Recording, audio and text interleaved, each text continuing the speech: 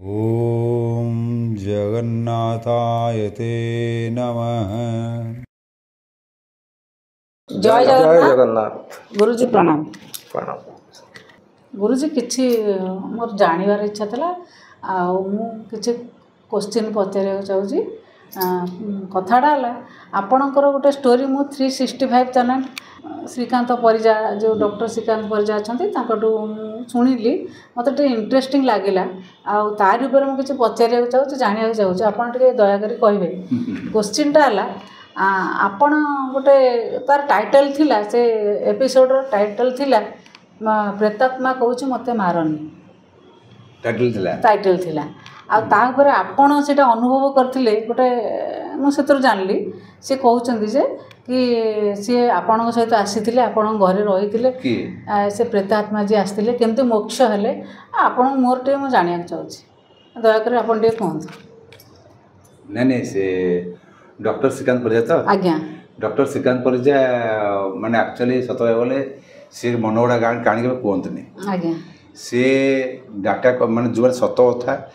तो बहुत सत कथा स्टोरी अच्छी आज्ञा मु पढ़ी से कहया समय पाऊना एबे कि मो पाखे एबे मध्य भी 50-100 खंड अच्छी मुझे कहूँ आज आसतु आसिक नियंतु करंतु तथापि तो समय तक मिलूनी आ सी जन परोपकार लोक से भाबार नहीं आ भक्त दृष्टि देखा आप देखुं बहुत लोग एपिसोड देखिक कांदी पकाउछंती आ गोटे आउ गोटे बड़ जिनस है जे भक्ति रे जो लुह झरे सेटा लुणिया लगे ना ये जिनसा मत सी कहते आपणकर एटा मु सुनिथिले से एपिसोड आपण कहिथिले हां तेणु सी मत प्रथम कहला पर ही मु टेस्ट करथली जे प्रकृत रे लुणिया लगे ना भक्तर आंसुटा हां एटा मु जानि नथि आज्ञा तापर श्रीकांत परिजाकर आउ गोटे बड़ प्लस पॉइंट होची से भाबू पड़ाते आज्ञा से जो स्टोरीटा कथा कहले मन पड़ुची से आदिवासी झील आज्ञा आदिवासी तो भारी इंटरेस्टिंग हाँ से जहाँ जहाँ कहते ठीक अच्छे आज्ञा मेन कथा से भगवान भाव जो पढ़े लास्ट पार्टा भूली गले अच्छा काउर अछि ना ना लास्ट से ठीक से इंटरप्रिटेशन कर पाना आज्ञा कारण सी जो भाया इंटरप्रिटेशन करती उपस्थापन करती से भाया उपस्थापन मु कर पारे मु तो सादा जगह कहीदिए एमतिया से एमती देखा गले बहुत थर बहुत अनुभूति आसी एक्चुअली से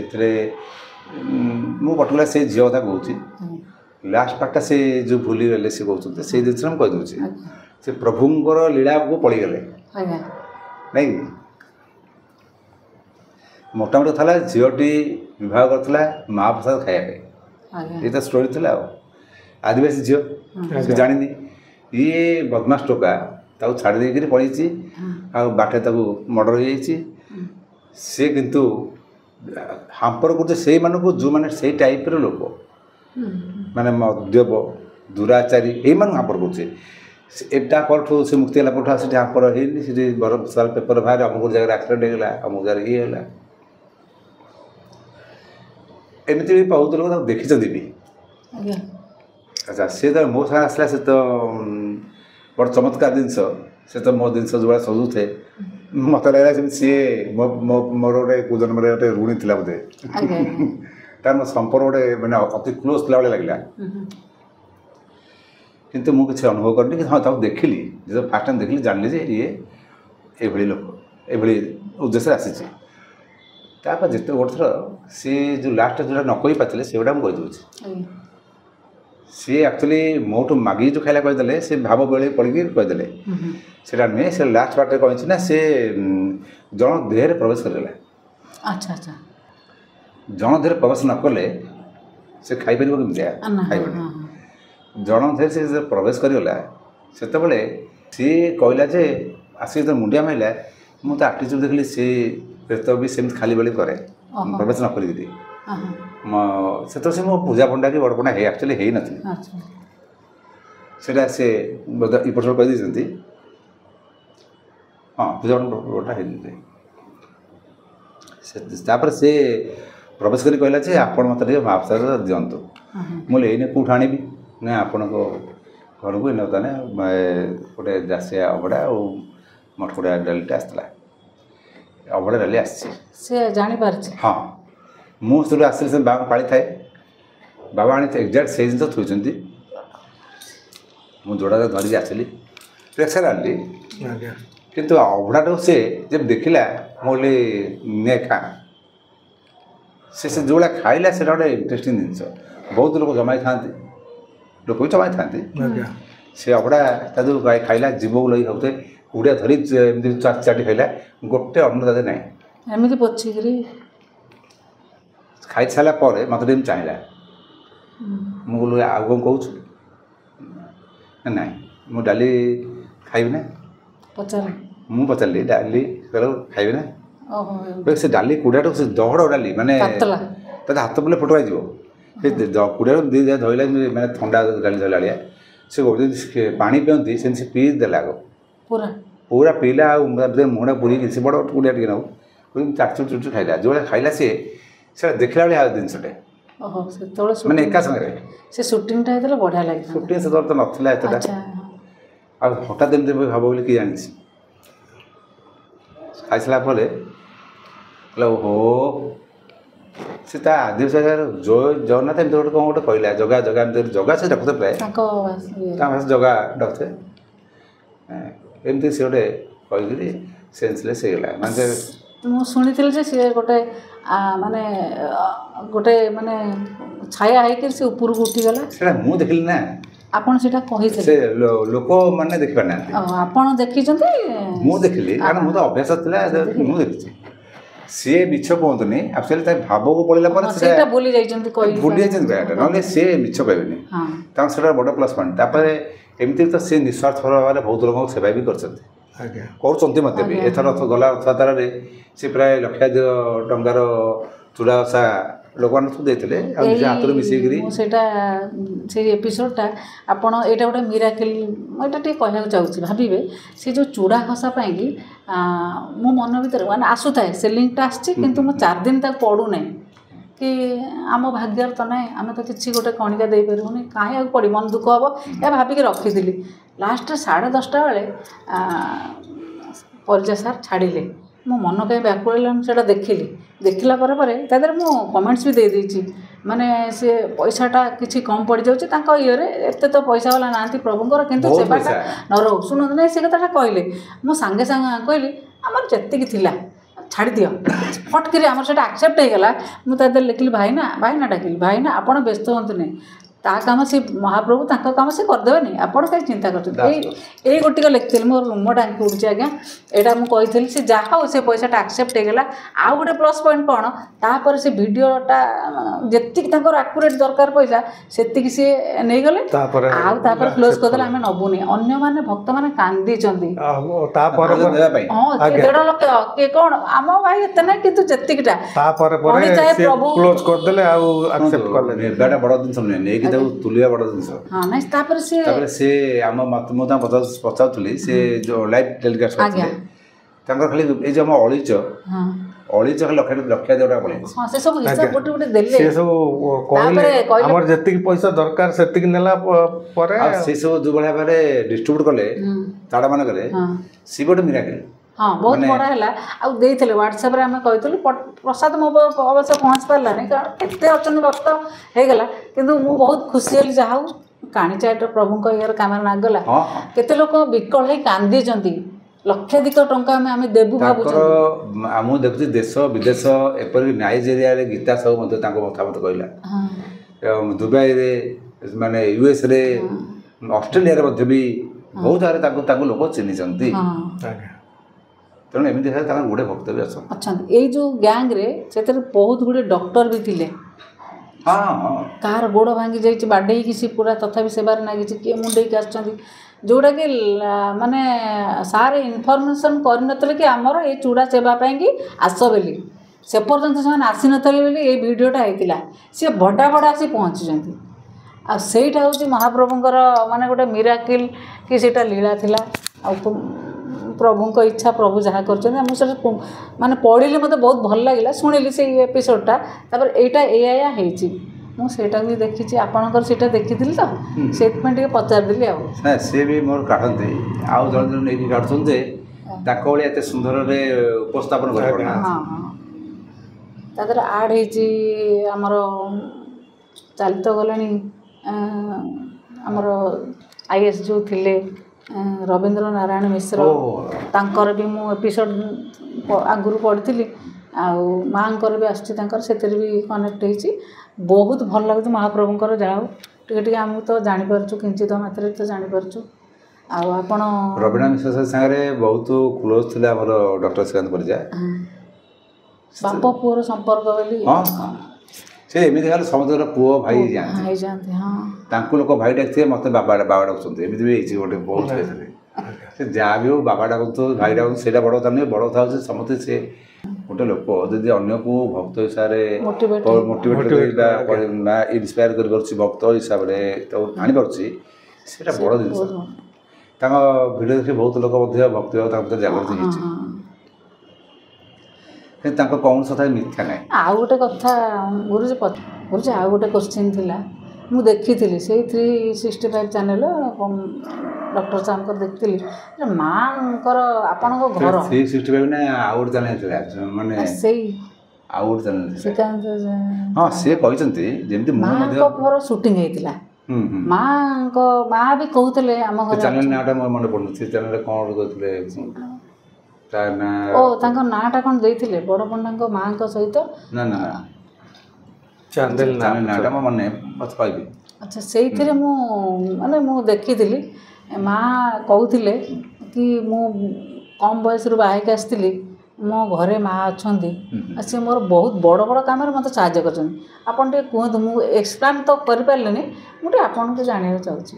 ଫାଷ୍ଟ ଆପଣ କୋଶ୍ଚିନ୍ କରିଥିଲେ ଯେ ଯେଉଁ ମୁଖ୍ୟମନ୍ତ୍ରୀ ସେବାବଧୂ ଅଛନ୍ତି ହଁ ତାଙ୍କ ପାଇଁ ଘରେ ସବୁ ଅଛନ୍ତି ନା କହିଦେଉଛି ଆମ ମୁଖ୍ୟ ସେବା ହେଲେ ସବୁଠୁ ଆଦ୍ୟ ସେବା ଆସୁଛନ୍ତି ଗଜପତି ମହାରାଜ ଆଜ୍ଞା ଗଜପତି ମହାରାଜଙ୍କ ପାଖରେ ଅଛନ୍ତି ଶ୍ୟାମାକାଳୀ ସେ ଶ୍ୟାମାକାଳୀର ଗୋଟେ ବିଚିତ୍ରତା ମୁଁ କହୁଛି ଆମ ବାବା ଯେତେବେଳେ ଶାଢ଼ୀ ବାନ୍ଧିଲେ ବଡ଼ପଡ଼ା ଶାଢ଼ୀ ସେ ଯାଇକରି ଆମର ମଙ୍ଗଳାଚରଣ କରନ୍ତି ସେ ଯାଇକରି ସେ ମହାରାଜାଙ୍କ ଘରେ ତାଙ୍କର ପୂଜା ଘର ଅଛି ମଙ୍ଗଳାଚରଣ କଲେ ଯେତେବେଳେ ମଙ୍ଗଳାଚରଣ କଲେ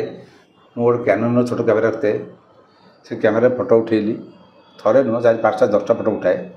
ଗୋଟେ ଫଟୋ ମାନେ ଗୋଟେ ସ୍ନାପ୍କୁ 10 ଥର ଉଠାଇଥିଲି କିନ୍ତୁ କେଉଁଥିରେ ମଧ୍ୟ ମା ତାଙ୍କର ଆସିନାହାନ୍ତି କାଳୀ ମା ସେ ସୁନାର ଗୋଟେ ଏତେ ବଡ଼ କାଳୀ ମୂର୍ତ୍ତି ସେ ଷ୍ଟାଚୁ ମାଆଙ୍କର ଉଠଉଥିଲେ ହଁ ମା ଆସିନି ସମସ୍ତେ ଆସିଛନ୍ତି ମାନେ ସୁନା ମୂର୍ତ୍ତି ଆସିଲାନି ନା ସୁନା ମୂର୍ତ୍ତିରେ ଉପଲବ୍ଧ କିଛି ନାହିଁ ମେନ୍ ଜିନିଷ ହେଉଛି ମାଆଙ୍କର ମୂର୍ତ୍ତି ହିଁ ଆସିନି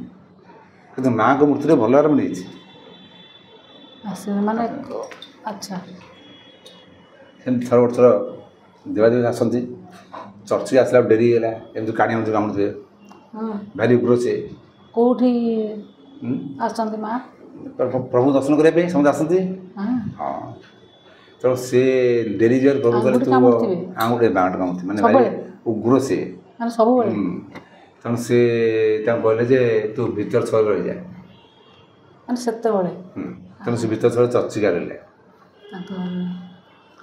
ଆମ ଘରେ ଆମର ସେଇ ଦୋଳମୁଣ୍ଡ ସାହି ଯେଉଁ ଥାଏ ଅଛି ଏବେ ବି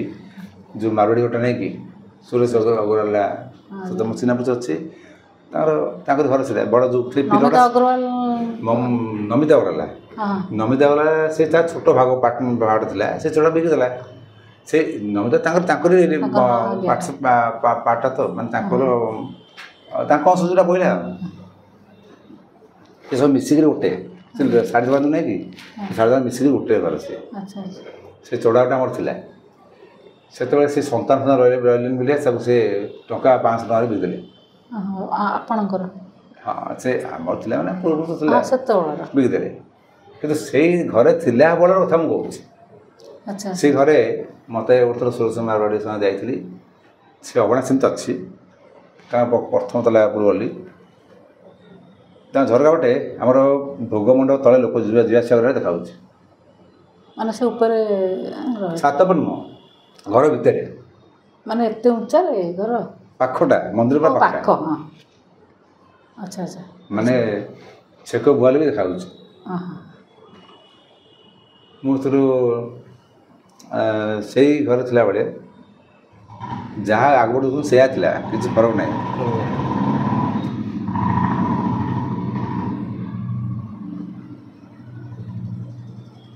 ସେଇ ଘରେ ଥିଲାବେଳେ ଆମର ପୂର୍ବପୁରୁଷ ଅର୍ଥାତ୍ ଜେଜେବାଙ୍କ ଜେଜେବାବା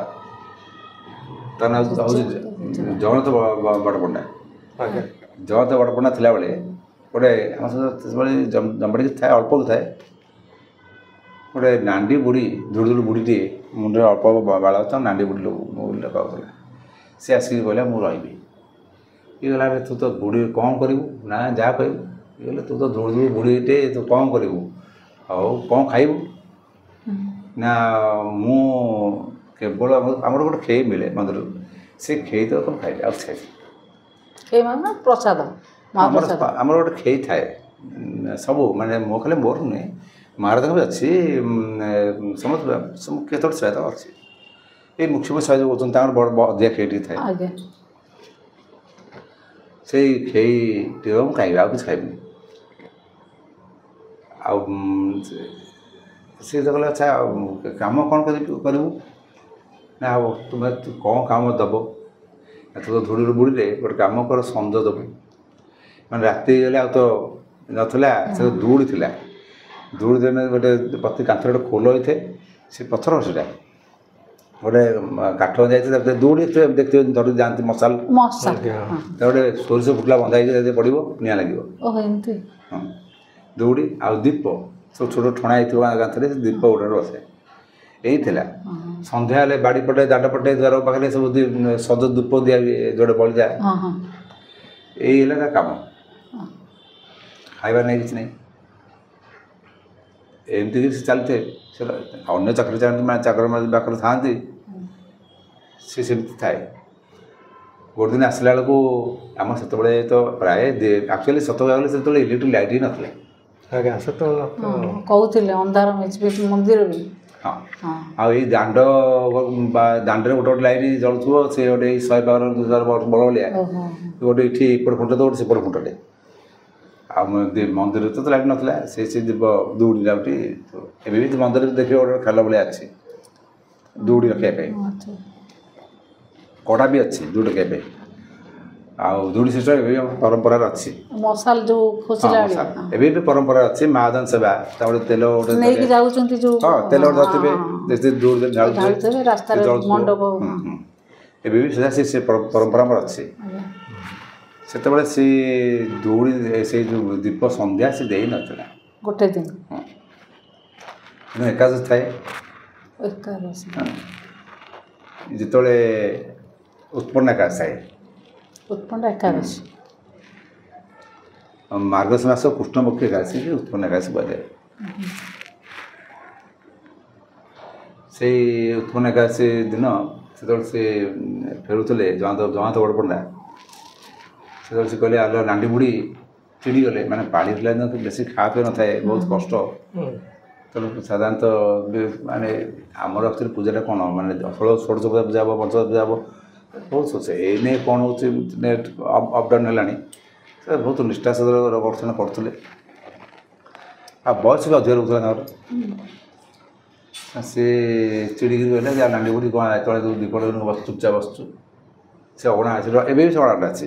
ସେ ଅଗଣା ଦେହରେ 8 ଟଙ୍କା ଦେଇ ଚୁପଚାପ ବସୁଛି। ଚିଡ଼ିଲାକୁ କହିଲେ ରାଗନି ମୁଁ ଏଇ ଲଗେଇ ଦେଉଛି। ସେ ତ ସେ ମହାଦୀପ ଉଠିଗଲାଣି। ମହାଦୀପ ବି ଉଠି ଯାଉଥିଲା। ହଁ, ଶୀଘ୍ର ଜଲ୍ଦି ମାନେ ସନ୍ଧ୍ୟା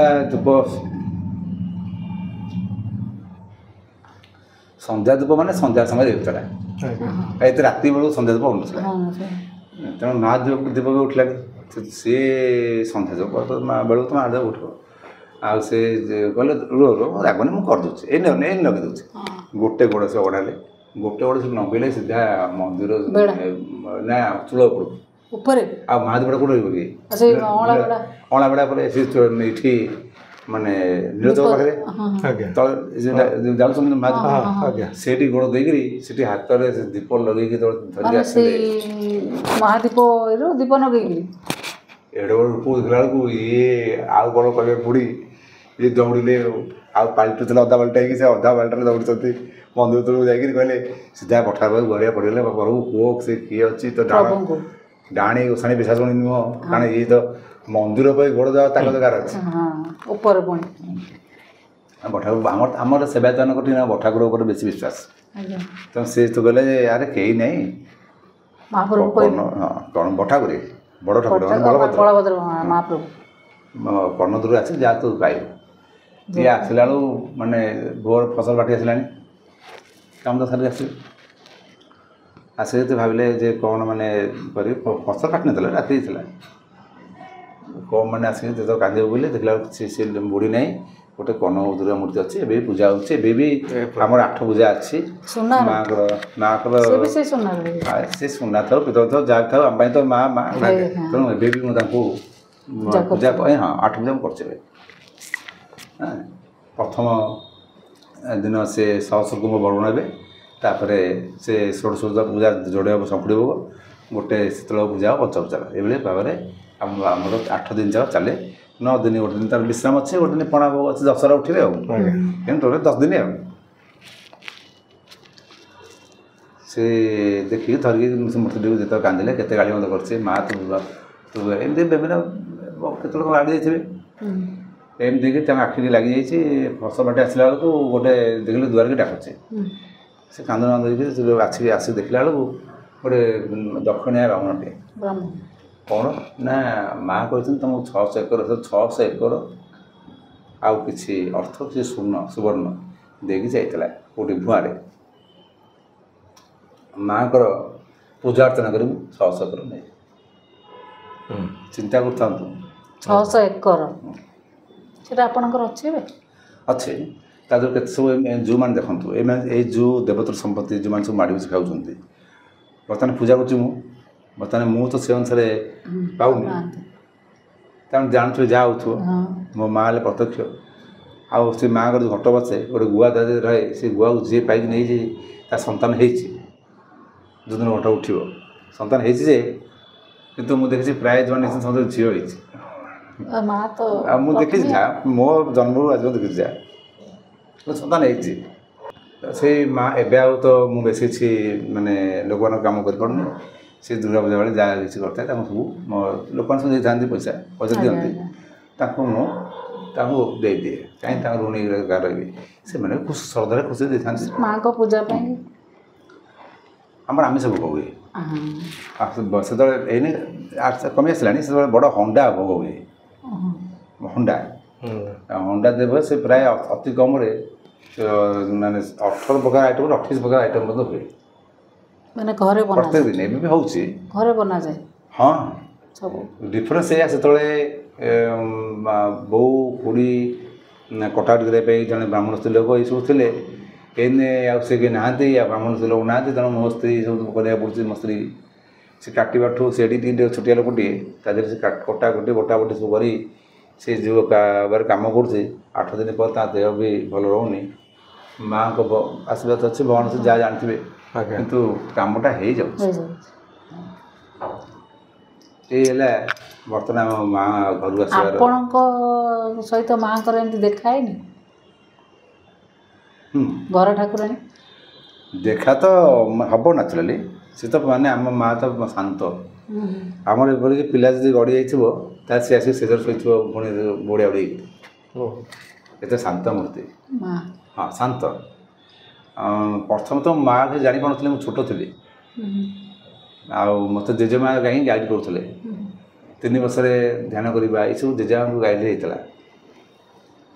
ତାପରେ ତ ଅନ୍ୟ ଜିନିଷ ଅଲୌକିକ ଅଛି, ଭଗବାନଙ୍କର କିଛି ଗୋଟେ କୃପା ଥିବ। କିନ୍ତୁ ମୁଁ ଏତିକି ଫିଲ୍ କରେ, ଜଣେ ସ୍ତ୍ରୀ ଲୋକ ମୋତେ ଡାକିକି ନିଏ, କୋଳରେ ଶୁଏଇ ଦିଏ। ଛୋଟ ଥିଲେ, ବହୁତ ଛୋଟ। ହଁ, କିନ୍ତୁ ମୁଁ ଦେଖିଲା ବେଳକୁ ଆମ ବାବା ଆଗ ଉଠି ଯାଆନ୍ତି 3ଟା 4ଟାରେ। ବାବା ଯେତେ ଯାହା ଶୋଇଲେ ମଧ୍ୟ ବି ସେ 4ଟା ବେଳ ସୁଦ୍ଧା ଉଠିଯିବେ, କାରଣ ତାଙ୍କର ପାଇଲ୍ସ, ତେଣୁ ସେ ଘଣ୍ଟେ ଝାଡ଼ା ଯିବେ। ସେଠି ଆସିଲା ଯଦି ଶୋଇଥିବି, ତା ଦେଖିବେ ସେ ମୋତେ ବାଡ଼ିଆ ବାଡ଼ି କରନ୍ତି। ଏମିତି ବହୁତ ଥର ହେଇଛି। ମାନେ ମାଆକୁ ସେ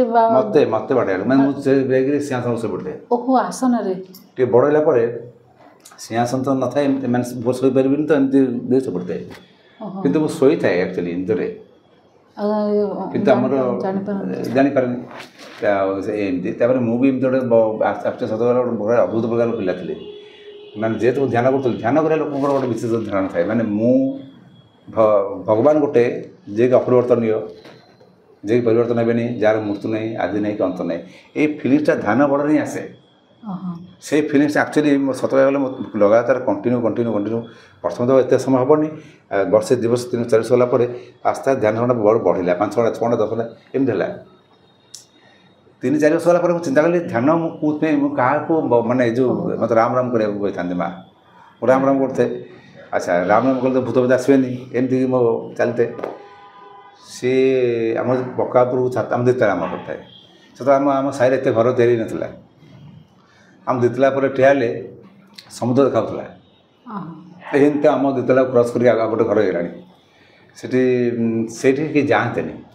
आम कका जोड़े खुड़ी खुड़ी मरती संतान जन्म कर पिछाजी कहती से मैंने आपुड़ी बाहरती सब उपरक जाते कि मो जीवन में केवे देखनी मैंने से पचे देखिली गोटे थर से कौ खुड़ी मुझे कहपारि कि देखी गोटे थर तले कितु से पक्का पर मुझे देखी माँ तो कहते राम नाम कहले मशा कमड़ नाम राम कहले तो कई भूत आसबे कहीं आसबे मो विश्वास अच्छे तेना खर वर्षा नहीं किसी नहीं मुझे बसते सूर्य अस्तला मो निशा गला से सूर्य अस्तला भांग बटा हे मो भाई गोटे चात आस्ते आस्ते बड़ा सागर से भी आकुन रेडी गले समस्ते ये सन्ध्या कड़े जाऊँगी पढ़े जाऊँ पाठ पढ़ा मोर 11 वर्ष होता नानीर बहर मोर व्रतघर मो आम कका पु भाई गोटे अच्छे तार व्रतघर एम 3 जन मिसिक एकाठी होता से लोक नानी घर लोक सब आसे देखापी सी देखले मुझे पक्का बसिक बस कौन तेणु ध्यान कर लोक गोटे प्लस पॉइंट यहाँ माइनस पॉइंट ये पारे जहाँ मुझे कहीपरि से मैंने हठात विश्वास करेंगे मूर्ति धीरे भगवान अच्छा भगवान अच्छा सत्य भगवान चलाऊँ सत्य कि मूर्ति भगवान आसले भगवान के रूप सेप नहीं बोले मोर धारणा था सब मैं स्टार्टिंग पॉइंट मोर या पचर आसला कि माँ साथ संपर्क थाए मुझे जानीपे ये माँ बोलिया तेणु से जिन हूँ फास्ट बार जानी नी हाँ जिते से धरा धरा पड़ी से जो आसिले सब बुलिले देखापी आम नानी लोक से जो बस भाविले बोधे मो धीरे भूत बस बस मो डकाटी कर उठिनी मैंने ध्यान पूरा हाँ मो ध्यान से मो पद्मासन बसे मो से पद्मासन तो घर लोक जानना कि अच्छा माँ जानते माँ मान जेजेमा से मत भिड़ा भिड़ी सब कर सब मुझे जानी के मन अच्छी से कह कथा आम गोटे जो बाण टिकिली बाण जो बंदूक फुटाते से गोटे आगे फुटी उठिनी मत आम जो खुड़ी जी मैंने खुड़ी मैंने पका बर्तमान जो खुड़ी आसती से खुड़ी मत हाथ झिकीदेला बेले मैंने मो सेन्स पलि आसी आगे हनई मो छाती गोटे धक्किना गाड़ीगला माने मत लगला जमी मतलब कान तो शुणा मुझे कुछ कथा कही पारनी माने सेटा गोटे सेंसलेस टाइप रो से मुझे जो ध्यान कर भांगनी भांग से भितर अभिशाप आसो से तो अभिशाप फसा जानूली ध्यान कौन भी जानूली ध्यान तो कौन तो जानी नी एमती कले गोटे कौन चिंतन सेल्फ रियलाइज मैंने आग फास्ट राम राम गला 3-4 वर्ष पर्यंत 3-4 वर्ष पर आसला राम राम करी कहीं कौन करी बर मागे कौन बर मागि एमती रियलाइज आसला दुनिया पूरा सत्य मागि से रियलाइज तो चलते क्वेश्चन भी होता है एमती भी चलता है ना तादर बहुत ज्ञान मिले आम जो बहुत बड़ा पंडित लोक संस्कृत टीचर भी थे टीचर अपेक्षा प्रोफेसर नॉलेज था कि टीचरशिप कर मु बेले गोटे जिन कहे से अमुक अमुक अमुक लोक अमुक ऋषि मुनि सब कहते अमुक ग्रंथ लिखाई से सब कहीदेला बस बुझीपारा मन मुझे बुझीपारे मु तो कौन से बही पढ़ी से ताले मो निजर एक्सपीरियंस को कहीं मैंने कहते तार से दामोदर प्रसाद दुकान थाए से बस बही पढ़ा आरंभ करदेली आर से देखिली जो ध्यान बेले जहाँ पाई से लिखाई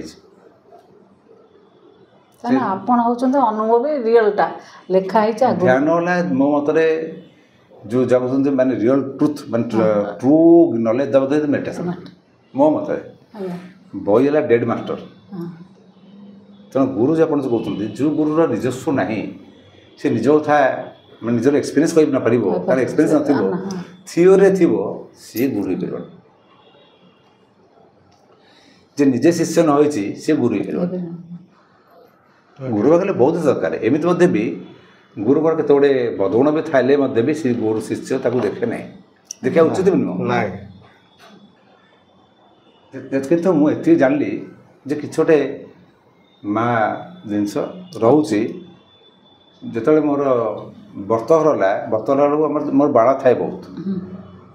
ମୁଁ ସେ ବିଷୟରେ ବର୍ଷ କହିଥିଲି ଆମର ହନୁମାନଙ୍କର ଦର୍ଶନ କରିବା ବେଳେ ସେଇଟା ତ ଡିଲିଟ୍ ହେଇଗଲା। ଯଦି ସେଭଳି ଭାବ ଯେତେବେଳେ ଆସିଗଲା ମୁଁ ନିଶ୍ଚୟ କହିବି, ଲୋକମାନେ ବହୁତ ଚାହୁଁଛନ୍ତି ସେ ବିଷୟରେ ଶୁଣିବା ପାଇଁ। ଭାବନା ଆସିଲେ ପାଇବ ବହୁତ ମାନେ ମାନେ ବହୁତ ବଢ଼ିଆ ସେ ଜିନିଷଟା। ସେ ବାଳ ତ କଟା ହେଲା, ମାନେ ଆମର ତ ନଣ୍ଡା ହଅନ୍ତୁନି, ଏମିତି ବାଳ ତ କଟା ହେଲା। ବେଣୀ ପକେଇକିରି ବଡ଼ ବେଣୀ ଯୋଡ଼େ ପଡ଼ିଲା, ସେ ଗୋଟେ ବଡ଼ ବେଣୀ କରିଦେବେ, ଏଇ ମୂଳକୁ କାଟିଲେ।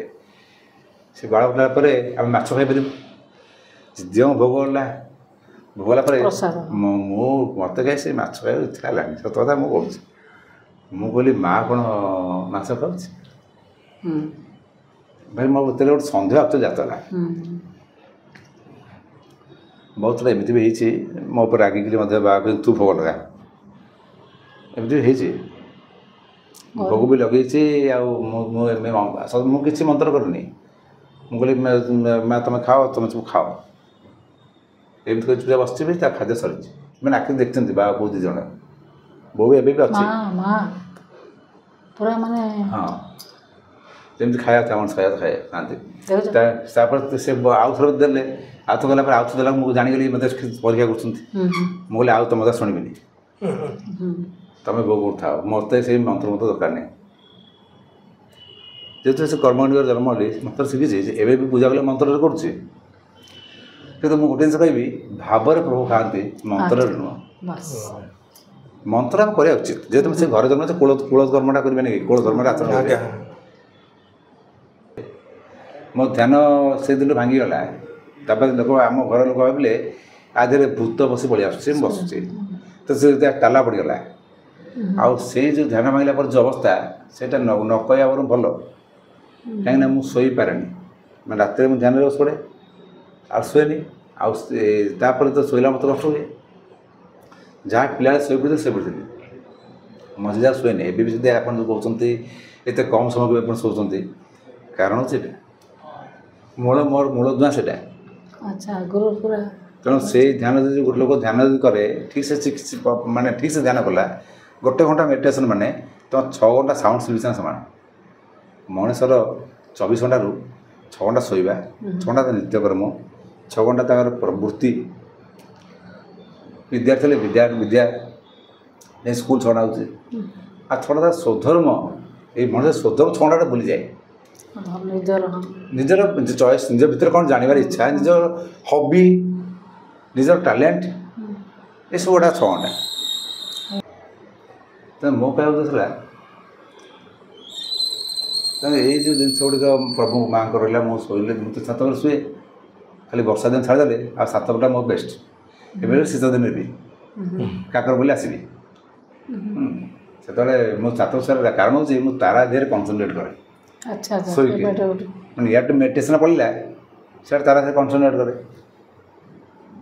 ସେଇଠି ମୁଁ ଶୋଇଲା ବେଳେ ଭାବିଲି ଯେ ମା ସେତେବେଳେ କ'ଣ ମାଛ ଖାଏ? ଶୋଇବା ଯେଟା ଥିଲା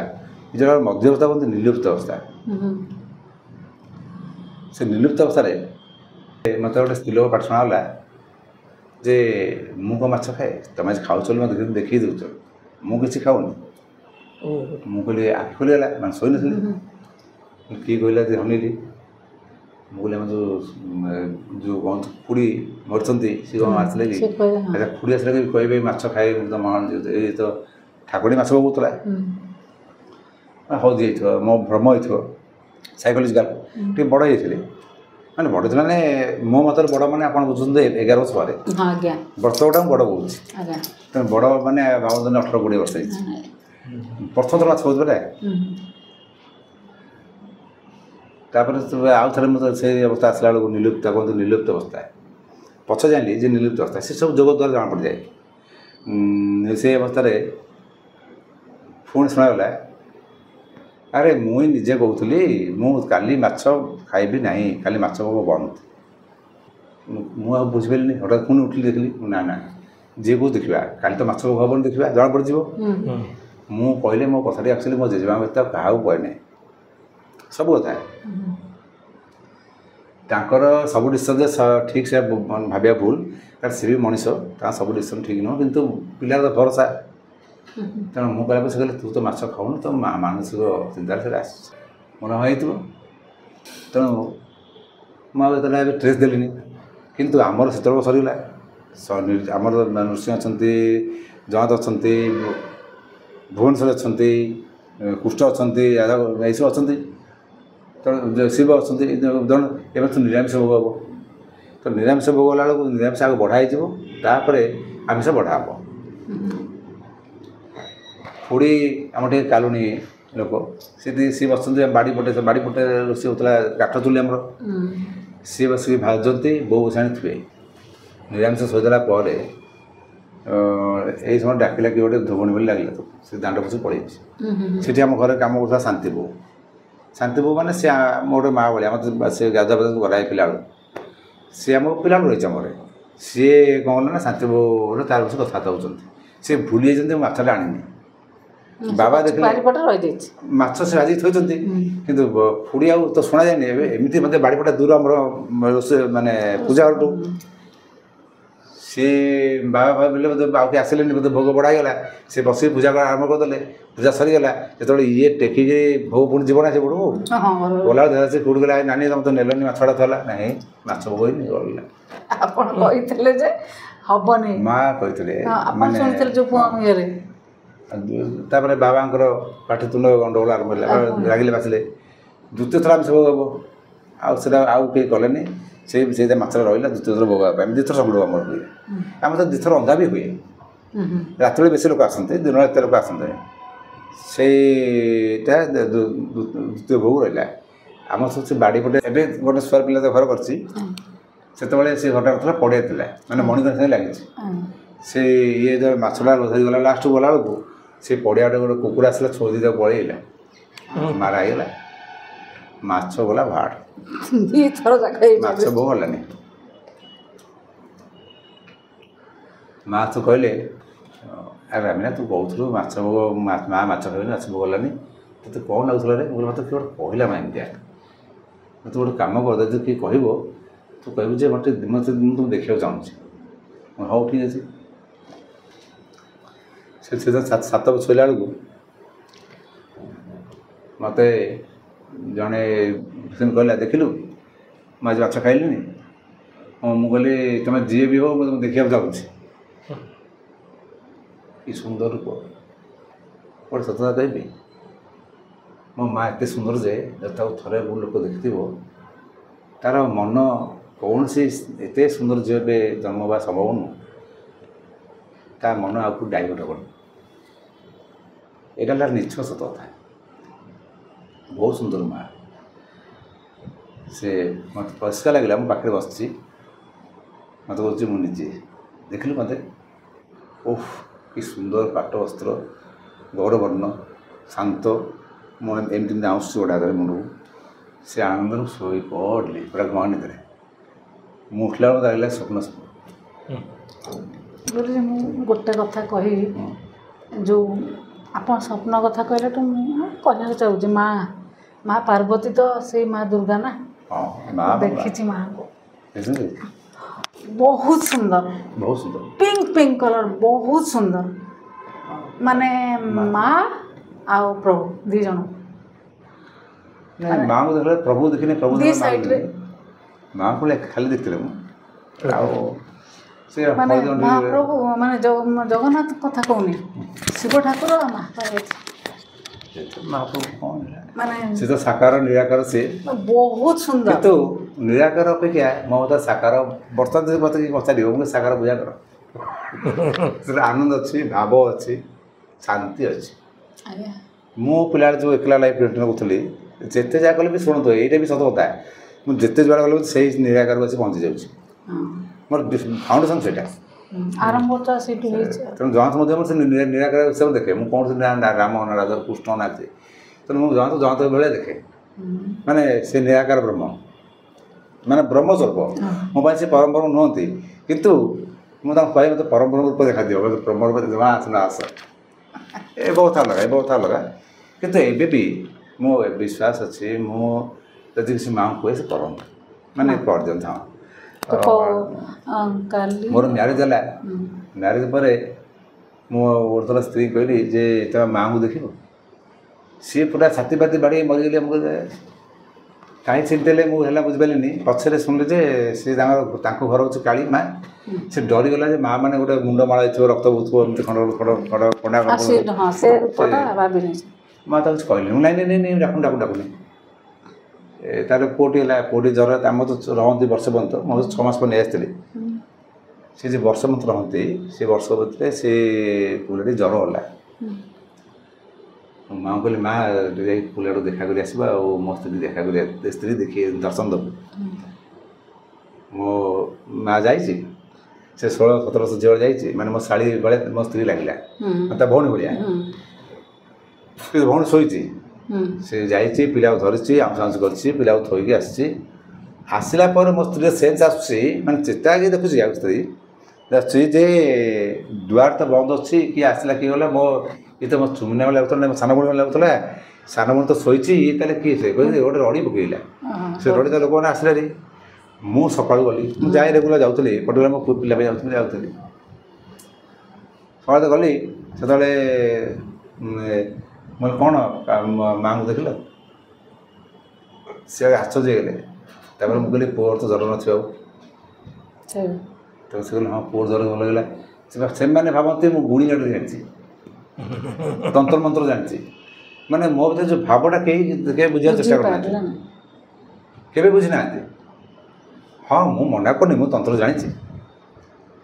ପଛରେ ବହୁତ ପରେ ଜାଣିଲି ଆଚ୍ଛା ଏସବୁ ହେଲା ପରେ ସେ ବିଦ୍ୟାଟା ହେଇଛି ଆପଣଙ୍କର ବିଦ୍ୟା ବହୁତ ପରେ ଶିଖିଲି ହଁ ଏଇଗୁଡ଼ା ତ ଆଗରୁ ନା ମା ହଁ ଏଇଟା ସବୁ ଦେହସ ହେଇଗଲାଣି ପଛରେ ଦେହସ ହେଇଗଲା ଏଇ ଯେ ଆପଣ ଯେଉଁଟା କହୁଛନ୍ତି ମାନେ ମାଆକୁ ଡାକିବା ସେଇଥିପାଇଁ ମୁଁ କହେ ତ ପ୍ରଭୁକୁ ଦୂର ଚାହିଁକି ନେଗେଟିଭ୍ ଗୁଡ଼ାକ ଆଗ ଆଣୁଛନ୍ତି ପଜିଟିଭ୍ ନା ଆପଣ ମୋ ସାଙ୍ଗରେ କଥା ହେଉଛନ୍ତି ତ ଆପଣ ତ ଗୁରୁ କହୁଛନ୍ତି ତ ଆପଣ ଗୁରୁକୁ ଭଗବାନ ବିଷୟରେ କହୁଛନ୍ତି ଆଚ୍ଛା ମୁଁ କିନ୍ତୁ ଭଗବାନ ତ ନୁହେଁ ମୁଁ କିନ୍ତୁ ଆପଣଙ୍କ ସାଙ୍ଗେ କଥା ହେଉଛି କିନ୍ତୁ ଆପଣଙ୍କ ମୁଣ୍ଡରେ ରହିଛି ଯେ ମୁଁ ଭଗବାନ ନୁହେଁ ମୁଁ ଗୁରୁ ମଣିଷ ତ କଥା ହେଉଛନ୍ତି ଯଦି ଭଗବାନ ବି ଭାବିଦେବେ ତାହେଲେ ମୁଁ କଥା ହେବିନି ଆପଣ ମୋତେ ଯେଉଁ ସ୍ପର୍ଶ କରିପାରିବେନି କିନ୍ତୁ ଏଇ ହେଲା ଆପଣଙ୍କ ମୋ ଭିତରେ ଭାବନାରେ ପାର୍ଥକ୍ୟ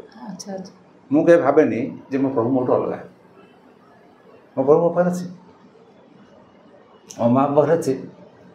ତେଣୁ ମୋତେ ବହୁତ କ୍ଳାନ୍ତ ଲାଗିଲେ ମା ଡାକେ ସିଏ ବି ରୂପ ଧରି ମାନେ ଯେମିତି ନର୍ମାଲ ସ୍ତ୍ରୀ ଭଳିଆ ଆସେ ଆଉ ମୁଁ ଶାନ୍ତ ତା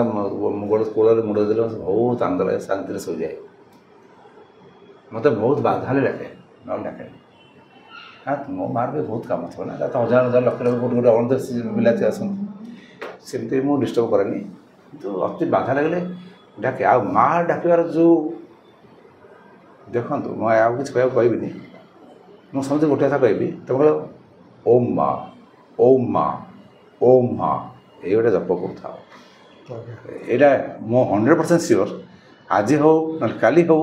ତୁମ ଭିତରେ ଦୃଢ଼ ବିଶ୍ୱାସ ଅଛି ମା ତୁମକୁ ଦେଖାଦେବ ହିଁ ଦେଖାଦେବ କିନ୍ତୁ ମା ଦେଖାଦେବ ସେ କାଳୀ ନୁହଁ କି ତାରା ନୁହଁ କି ସେ ଦୁର୍ଗା ନୁହଁ କି ମା ପାର୍ବତୀ ନୁହଁ ମା ଦେଖାଦେବ ମା ରୂପରେ ସେ ହିଁ ମା ତେଣୁ ଲୋକ କୁହନ୍ତି କାଳୀ ମା ଦୁର୍ଗା ମା ଅଙ୍ଗା ମୁଁ ସେଇଟା କହିବି ମା ମାନେ ମା ହଁ ମୋ ମା ସବୁବେଳେ ରୂପ ହେଇଯିବ ଛୋଟ ପିଲା ବି ହେବ ବଡ଼ ବି ହେବ ବୁଢ଼ୀ ବି ହେବ ଟୋକି ବି ହେବ ବିଭିନ୍ନ ପ୍ରକାର ରୂପ ହେଇଯିବ ଆଉ ମୁଁ ଯେଉଁ ଚିତ୍ର କରେ ଏଇ ଯେଉଁ ଚିତ୍ରଟା ଏବେ ୱିକ୍ ହେଇ ଥୁଆଇଛି ଏଠି ମୋ ଘରେ ତ ସେ ଧୂଳି ପଡ଼ିଥିଲା ଘର ଲୋକ ନେଇ ଯାଉ ମୁଁ ତ ଲାଟ୍ରିନ୍ ଥୋଇଲି ସେ ଯନ୍ତ୍ରଟେ ସେ ଦୁର୍ଗାଙ୍କ ଯନ୍ତ୍ରଟା ବହୁତ ବହି ତନ୍ତ୍ର ବହି ଫଲୋ କରିକି ସେ ଯନ୍ତ୍ରର ଚିତ୍ରଟା କରିଥିଲି ମୋ ଭାଗ୍ୟ ଖରାପ ମୁଁ ତାକୁ ନେଇକରି ବାଧ୍ୟ ଥୋଇଲି ଆକ୍ଚୁଆଲି ମୁଁ ତ ଥୋଇନି ଯେ ଘର ସଜରେ ଥୋଇଦେଲା ସେ ଯେଉଁଭଳିଆ ଅବସ୍ଥା ପର୍ଯ୍ୟନ୍ତ ଆଖିରେ ଦେଖିପାରୁନି ଯାହା ବି ହେଉ ସେଇ ଯେଉଁ ଚିତ୍ରଟା ହେଇଛି ଖାଲି ମୁଁ ବହି ଦେଇକି ପଢ଼ିଛି ଲୋକମାନଙ୍କ ପାଇଁ ଆକ୍ଚୁଆଲି ସତ କଥା ହେଲା ମୋତେ ଦେଖାଯାଏ ମନର ଅପରିତାଙ୍କ ଫେସ୍ ଅପରିତା କେମିତିକା ରୂପ କେମିତିକା ହାତ ଗୋଡ଼ ମୋତେ ମୋ ମାଆକୁ ମୁଁ ଡାକେ ମା ଅପରିତା ମା କେମିତିଆ ସେ ଲାଗିଲେ ସେଭଳିଆ ଫର୍ମ କରନ୍ତି ମୁଁ ତାକୁ ବସି ଚିତ୍ର ନହେଲେ ମୋ ଚିତ୍ର ଆକ୍ଚୁଆଲି ମୁଁ କିଛି ଆଙ୍କେନି ବହୁତ ଲୋକ କହନ୍ତି ଆପଣ ଅଧା ଫଟୋ ଦେଖିକି କେମିତି ଆଙ୍କୁଛନ୍ତି ଫୁଲ୍ ଫଟୋ ହାତ ଆଙ୍ଗୁଠି ନଖ କେମିତି କରୁଛନ୍ତି ମୋତେ ଦେଖାଯାଏ କ୍ୟାନଭାସ୍ରେ ତାଙ୍କ ଫେସ୍ଟା କରିଦେଲା ପରେ ମୋତେ ଦେଖାଯାଏ ଆଙ୍କର ହାତ ନଖ ଏଠି ଏଇଆ ଥିବ ଏଠି ଏଇ ଅର୍ଣ୍ଣାମେଣ୍ଟ ଥିବ ଏଠି ଏଠି ଚିତା ବୁଟା ହେଇଥିବ କ'ଣ ଏମିତି ଏକ୍ସଟ୍ରା ସେ ଲୋକଟା ବସିଲେ ଏମିତି ବସିବ ଏସବୁ ଗୁଡ଼ାକ ମୋତେ ଜଳ କ୍ୟାନଭାସ୍ ଦେଖାଯାଏ ମୁଁ ତାରି ପରେ ଗାଡ଼ି ଏଡ଼ିଟ୍ ଦିଏ ତେଣୁ ମୁଁ ସତ କହିଲେ ମୁଁ ନିଜକୁ କେବେ ଆର୍ଟିଷ୍ଟ ହେବେନି ଆଉ ମୋତେ ଲାଗେ ମୁଁ ଆକ୍ଚୁଆଲି ସତ କହିଲେ ମୁଁ ଗୋଟେ କଳା ପ୍ରେମୀ ମୋତେ କଳା ଭଲ ଲାଗେ ମୋ ହାତରେ ଆର୍ଟ ହେଇଯାଉଛି ବେଳେ ଲେଖା ଲେଖି ବି କରୁଛି କିନ୍ତୁ ଆର୍ଟଟା ମୋର ସ୍ପେସିଫିକ୍ ଜିନିଷ ପେଣ୍ଟିଂ ଆଉ କିନ୍ତୁ ସବୁ କଳା ଭଲ ଲାଗେ ମୁଁ ସବୁ କଳା ସମ୍ମାନ ଦିଏ ଯେ ଗୀତ ଗାଇଲେ ବି ମୁଁ ଶୁଣେ ନାଚିଲେ ବି ମୋତେ ଶୁଣେ ଦେଖେ ଭଲ ଲାଗେ ଆପଣ ଆଜି କ୍ଲାସିକାଲ ବି କରୁଥିଲେ